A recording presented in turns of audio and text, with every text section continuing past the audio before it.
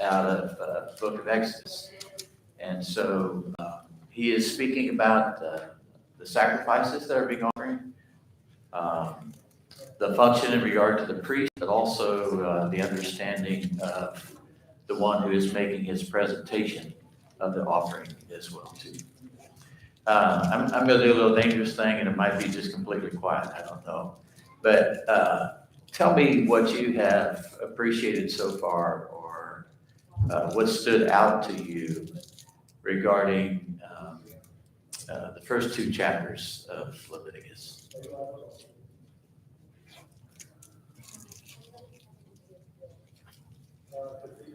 Okay, that's what it's rated. Always personal accountability.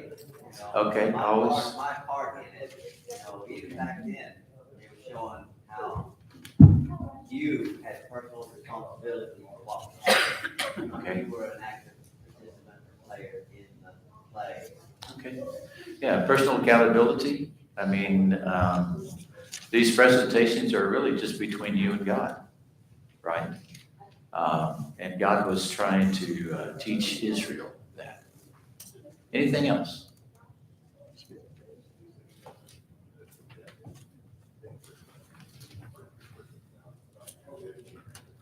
The sacrifices required participation. You had to prepare them. You couldn't just bring raw materials and say, here.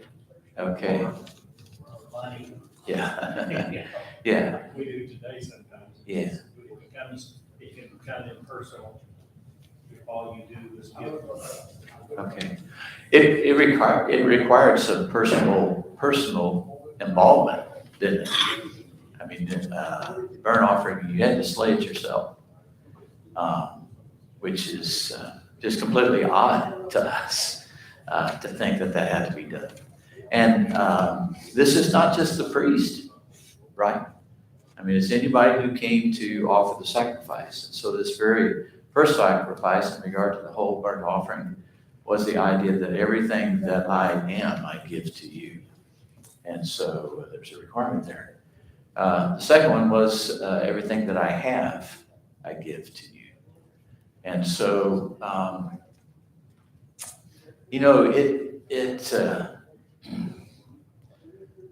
it must have made a powerful impression upon a believer. And not just that, but even regarding his family. Because they knew that the very best was given. I, of course, was raised on the farm and in 4-H for several years. And you showed cattle. And so you always tried to pick out the best. You were responsible for feeding it in order that it actually would have the best presentation, whether it was in regard to the hair or whether it was in regard to the muscle, or whether it was in regard to just the fat, the health in regard to the cattle themselves. And so God demanded the very best. He demanded the first fruit. So those things are there. Yes, Jerry? It also gives me the impression when we come and take communion and we come to offer our thanks to him, what we do here in the morning on Sunday morning, we need to be sure that we're doing it with the right reason, and our attitude and our minds needs to be correct on that. Yeah. Because he's not going to accept us if we come in half-heartedly, remember his son and the things that we do when we come to that point. Yeah. So just as he was teaching Israel these things, and we come to Christ, who is the best sacrifice of all, and the only sacrifice that is needed, when we come to the table, we need not come haphazardly, right? And so this, this offering, which in regard to the peace offering and the fellowship offering, is very reflective of the Lord's table. It's very reflective of the body or the family as we think about that. So follow along with me as I read Leviticus chapter 3. I'll be reading out of the New American Standard Version, but follow along with me.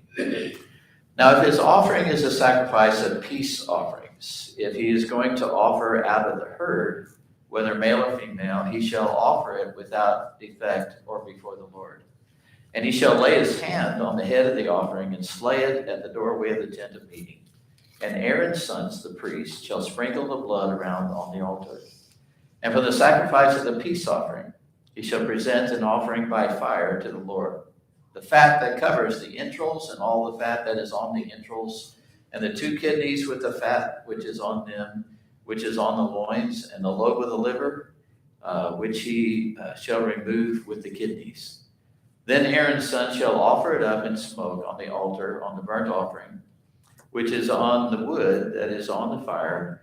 It is an offering by fire of a soothing aroma to the Lord. But if his offering for a sacrifice of peace offering to the Lord is from the flock, he shall offer it male or female without defect.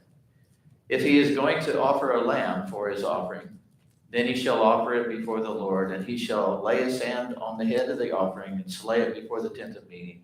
And Aaron's son shall sprinkle its blood around on the altar. And from the sacrifice of peace offering, he shall bring as an offering by fire to the Lord its fat, the entire fat tail, which he shall remove close to the backbone, and the fat that covers the entrails, and all the fat that is on the entrails, and the 2 kidneys with the fat that is on them, which is on the loins, and the lobe of the liver, which he shall remove with the kidneys. And the priest shall offer it up in smoke on the altar as food, an offering by fire to the Lord. Moreover, if his offering is a goat, then he shall offer it to it before the Lord, and he shall lay his hand on it and slay it with a tent of meeting, and the sons of Aaron shall sprinkle his blood around the altar.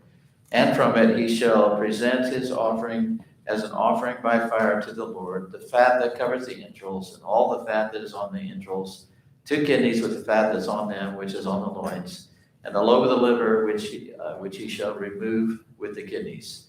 And the priest shall offer them up in smoke on the altar as food, an offering by fire to a soothing aroma. All fat is the Lord's. It is a perpetual state throughout your generation. In all your dwellings you shall not eat any fat or any blood. There's a part of the peace offering which also is reflected in Leviticus chapter 7. And I'm not sure whether we'll have time to actually get to the reading of that. But I want to give you a basic understanding of what we have here in regard to the peace offering.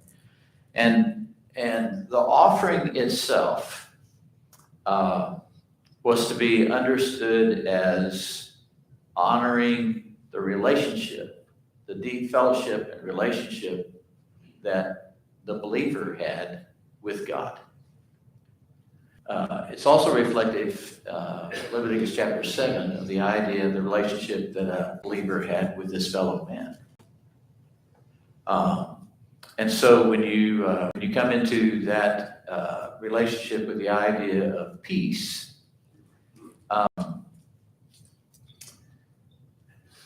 it's very personal.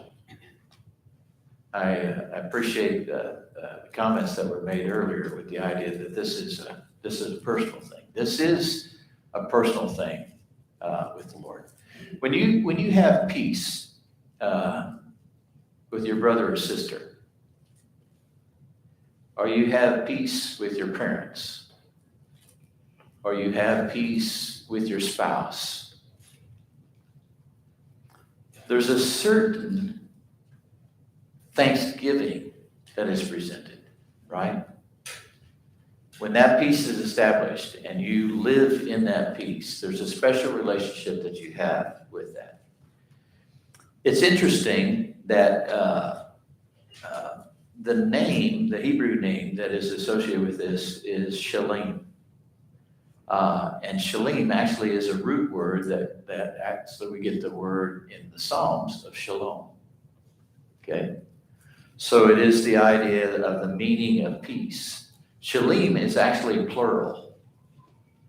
So plural meaning the idea of with God or with one another, however that is played out. But it's multifaceted in regard to relationship. Peace with God, God with us. So it's a mutual peace. It's a mutual relationship that is expressed with this.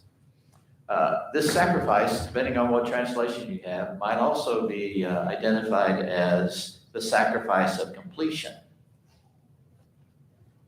Sacrifice of completion. Therefore, it is supplying anything that's lacking with that.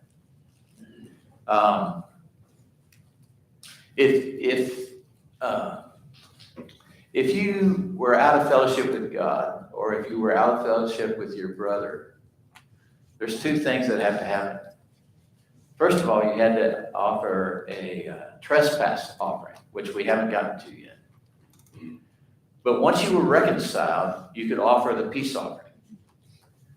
The peace offering was never expected out of anybody who was not in covenant relationship with God. In fact, they couldn't offer it. I mean, God didn't honor it. You cannot just offer a peace offering without being in consecration with God, without being dedicated to God. Have you ever known anybody? And maybe this isn't a very fair question or whatever. I'm not sure. There was a movie one time, and I don't remember what the name of it was or anything else. It didn't leave much of an impression on me until we got to the tail end. And Burt Reynolds was regretting his life. He was going to sacrifice his life, and so he was walking out into the ocean to drown. He got out there far enough that he realized, I'm going to drown. This is going to be it. And so he was pleading with God, save me in regard to my stupidity of what I'm doing. Save me in regard to that. And so he found himself starting making his way back out of the water to the shore. And the closer he got to the shore, he was taking everything back. Right? He was placing everything. I'm the one that did this, and all those type of things. God would not honor that type of peace offering.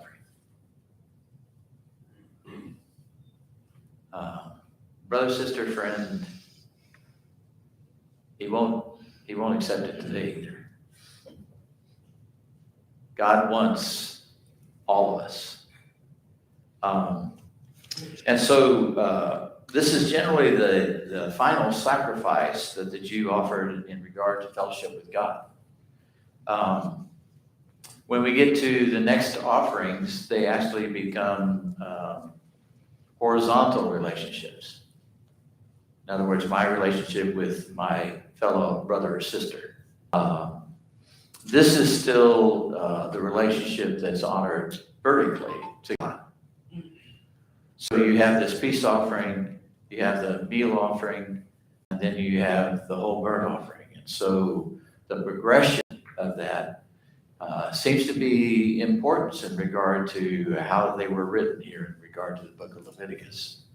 And so they follow a pattern with that. The main objective of the peace offering is found in the final stage. And in the final stage of the offering itself, there is a festival meal that is partaken of. And we'll understand that a little bit more. There's three kinds, actually, of peace offerings.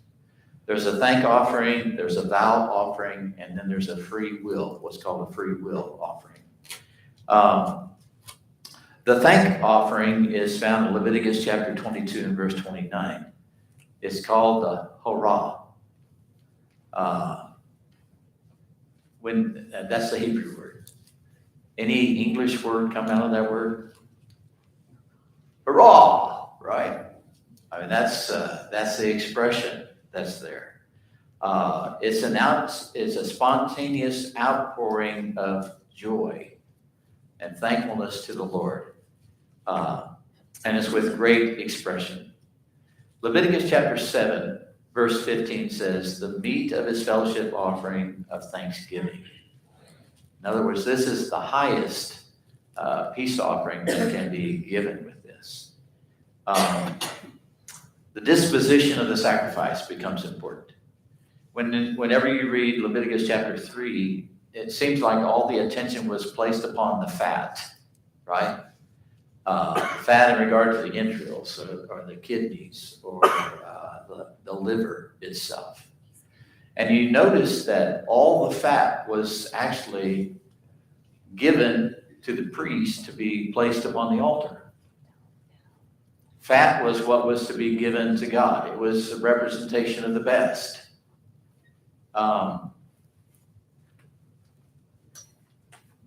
This maybe is completely out of context, but I enjoy a ribeye more than I do a sirloin.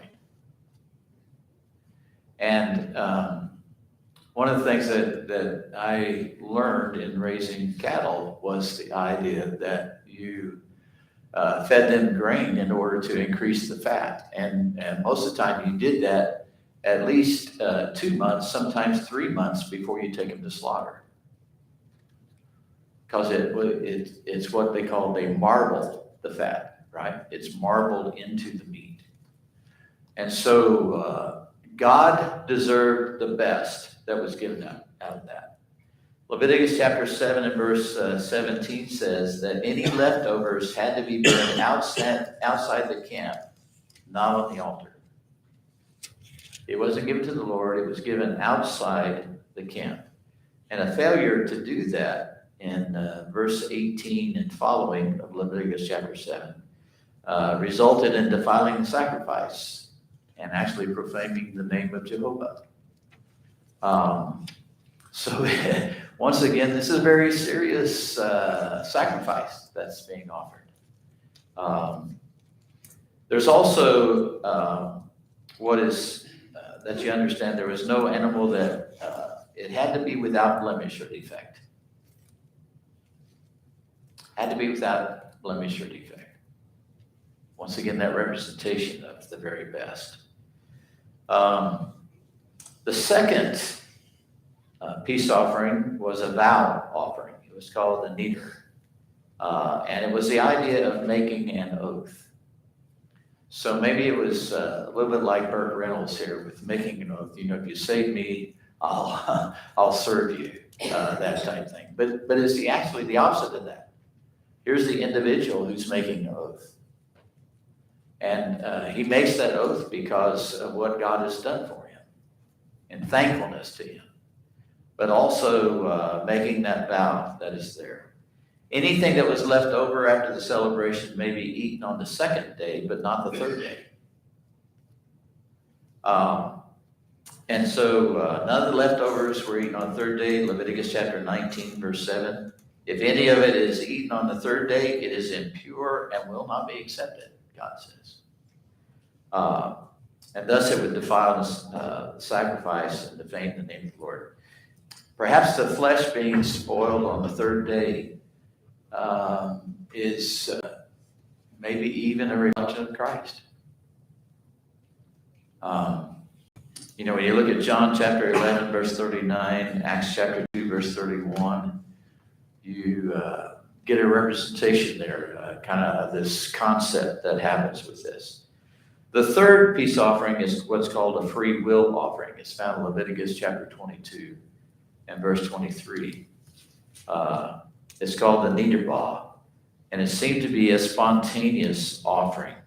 It could be eaten on the second day, but again, not on the third day. And so maybe it's a representation of the idea of spoil that is along with that. Sometimes I think about some of these things. When I first met Den, and we were getting pretty serious, she invited me to go with her down to her grandmother's down in Tennessee. And Granny Ridgway is what we called her. her two son-in-laws called her Granny Grunt, which wasn't very nice. But she liked me, which I was thankful for.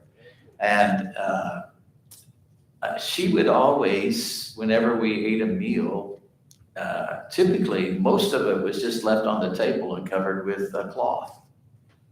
And if you have parents that did the same thing, pretty well just covered with a cloth.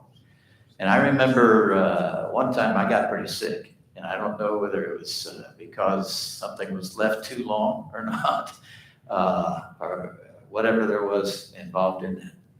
But it was always represented with the idea that it was never eaten on the third day. Let's talk about the stages of the ritual. And you perhaps understood that a lot of it was like the whole burnt offering. You have this representation of presentation, right? Presented to the priest at the gate. But this is not for consecration, but for dedication and honoring fellowship. That's what it's for. Just a thankfulness.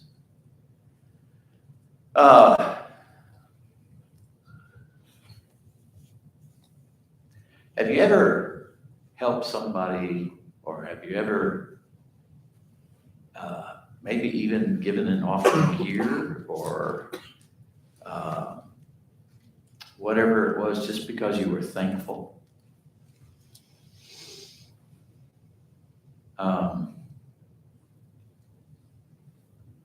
Isn't there a blessing in that?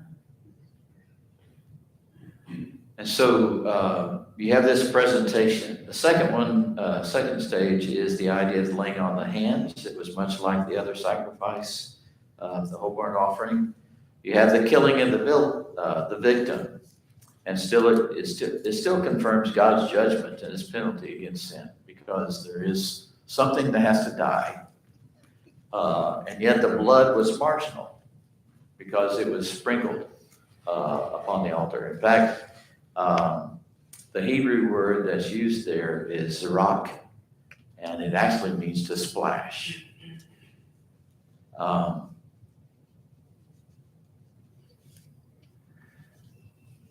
You can't get away from this book of Leviticus without realizing there's a lot of blood. And I think there's something in our nature that pulls away from that. And yet, life is in the blood, but there's an understanding of what God is trying to do here with teaching them about this. The fifth stage is the removal of all the fat. It's interesting, it's also called the bread of God, or the food of God. Leviticus chapter 3, 11 and 16. It says, the priest shall burn them on the altar as food, an offering made to the Lord by fire. The priest shall burn them on the altar as food, an offering made by fire, a pleasing aroma. All the fat is the Lord's. And so, to some degree, it represents this idea of a banquet that God is for His worshipers. You see, God in turn, in regard to this sacrifice, provides the opportunity for a meal. And I might be getting myself ahead here. But in Leviticus chapter 3:17, it says, this is a lasting ordinance for the generations to come. Wherever you live, you must not eat any fat or any blood. Now, I think I have to say with this, these ordinances are past, okay? Christ took care of that. And yet there's a representation of something that we ought to learn from this. Fat represents the riches and the best of the animal. God demands the best of the best. Genesis chapter 45, verse 18 says, I will give you the best of the land of Egypt, and you can enjoy the fat of the land. See, God even expressed the idea of the best. Deuteronomy chapter 32, verse 15.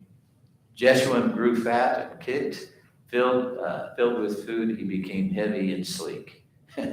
That's, I guess that's a representation.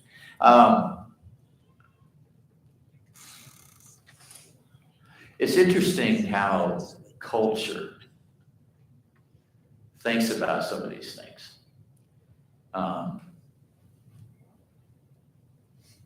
Our culture honors thin, slim, all the way around. In Africa, in Nigeria, I was asked to perform a wedding. And in the process of the wedding and in talking to the missionaries, conversation was that they looked at a woman who had hips. And they looked at a woman who is larger in regard to body, because they felt as though that was a blessing from the Lord. So it's interesting how everything looks at all those things. But God looked at this with the idea of being the very best. The fat was incensed or assumed to God as a soothing aroma to the Lord. No one else was permitted to partake of the fat. Even 1 Samuel chapter 2, verse 15 gives that representation that was there. The sixth stage is the animal is divided for the participants. Now, it's interesting in this stage that there is what is called a wave offering. Leviticus chapter 7, 31, 34 through 36 talks about this. Whenever I taught this course over at Owasso, I actually stopped by Reese's, and at that point, brisket was cheaper. Okay, but you realize, well, I don't know if you realize this or not. When you did a slaughter in regard to a calf, one of the first things that you did after he was killed was the idea that you raised him up and you slit his throat. The brisket comes from the side of the idea of the throat, and it's full of blood. I mean, there is a lot of blood that happens whenever you cut the throat of a calf or anything else. And so the wave offering, I mean, was one of those things. So the priest in his presentation would, as the meat was being divided and everything else, he would make his presentation, and he would take this wave offering of a chunk of meat, and he would make this motion to God, and then he would bring it down, and it was his portion. When you think about this portion, God took care of the high priest. He took care of his family. There was an honoring here that God gave him this right to partake of the altar, of this peace offering. He waved it toward the altar, and this is representation that it belongs to God, and God provided for the high priest. The Levites have no allotment or inheritance in regard to Israel. They shall live off the offering made to the Lord by fire, for this is their inheritance. And the Lord is their inheritance as he promised them. Deuteronomy chapter 18 and verse 2. So in this offering itself, in regard to the dividing of the body, the priest was giving a part of that. It's interesting, Paul established this principle in 1 Corinthians chapter 9 and verse 13. He says, don't you know that those who work in the temple get their food from the temple? And those who serve at the altar share in what is offered in the altar. So Paul recognized that. The right heath thigh goes to the officiating priest. He takes it home to eat. It is his portion. And the same as the high priest, the Lord is his inheritance. And then the disposal of the rest of the body is what's there. It's now given to the worshiper, and it's used as a festive banquet. So it's a little interesting that even as he makes his presentation here, it is known that even as he makes his presentation, there's going to be a feast, there's going to be a banquet. And that banquet had to be in the courtyard of the temple. He didn't take it home, but it was for anybody who was in his house, whether it's his spouse, his children, female maid servants, everybody who was associated with him had the right to come inside the temple court and to eat in regard to this festival. Now, obviously they didn't eat it raw, right? So it took a long time. It took a long time in preparation. We had a fellow in the congregation in Warrensburg, Missouri, where we worshiped after we married, that always did a barbecue in the fall, and dug a pit somehow or another because of my background, farming background, and all that type of thing. I was one who was initiated in participating in that, and so for about a day, we burned wood in the bottom of the pit, probably about 3 or 4 feet deep. And then it came to a point to where all those ashes were hot underneath there. And then you covered the ashes with some sort of metal or whatever, that was over the top of that. I look back and think about that now, and some of it probably wasn't the most healthy thing to do in regard to galvanized tin and all that type of thing, but it was burnt off. And then you took the meat, whatever it was, you stuck a rod through it, and you hung it on the 2 ends of the bank that was there, and then you covered over the top of it, and it cooked probably for 10, 12 hours, maybe a little bit longer than that sometimes. And when we got ready, we just took 2 ends of the rods, put it up on the table, and started carving off everything. Everybody came by regarding that. It almost seems this festival, this meal that this worshiper partook of, they celebrated the sacrifice. Remind you of anything? Remind you of what we do every first day of the week to celebrate the sacrifice? Do we celebrate peace? Do we celebrate relationship with God?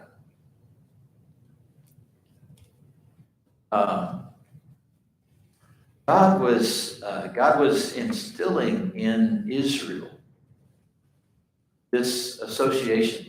And it wasn't just himself. I have peace with God. There's something special about the fact that Anthony and I have peace with God. Or that Anthony and Carla and Leon and Sue and Bill, we just go around the room. There's something significant, very significant about the fact that we have peace with God. And this is a celebration. This is a celebration of relationship. Now, interesting enough, and we don't have time to go into that, but if you didn't have a right relationship with your brother or sister, you didn't have a right relationship with God. And so it's God instilled this principle from the very beginning. And I think you have to understand, it is at the very heart of God. Peace is at the very heart of God. Why did God send Jesus Christ? In order that we might be reconciled. In order that we might have peace. And so here's this very important lesson, I think, that we learned, that the primary response, the primary is that there is peace between man and God. And there's peace between us as well, too. It has spiritual significance, but it also has social significance. It has relationship significance. We are tied together by something that is stronger than my feelings. We're tied together by something that's more than your feelings. So here's this peace with self, which is important, right? You're standing with God. Does that make any difference in your life? Having peace with God, does that make any difference in regard to your life, your personal life? Yeah, all the difference. But it also, having peace with God, changes the way that we look at each other.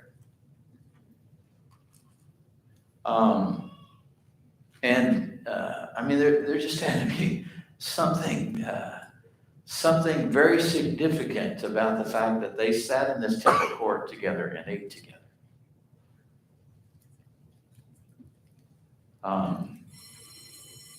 God is the host at the banquet. He's the host at the banquet. He's the one that provided this opportunity. He's the one that gave this instruction. It restored the worshiper, who is the guest at God's table. It must be eaten in the temple courtyard. This is God's house. The worshiper is eating at the king's table, right? It's a physical meal with a spiritual implication.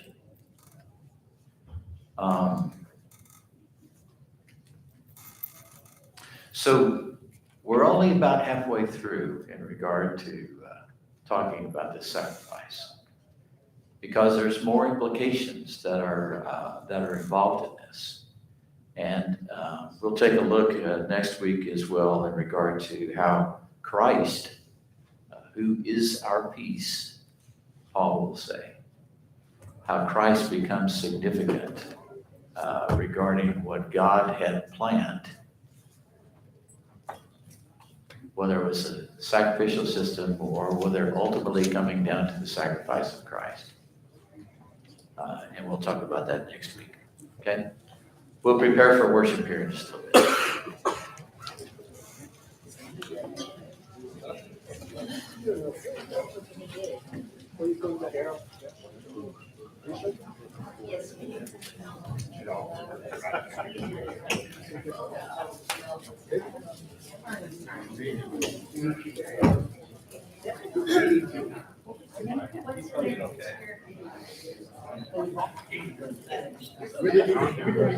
All that all right? Okay. So what you had to put that with?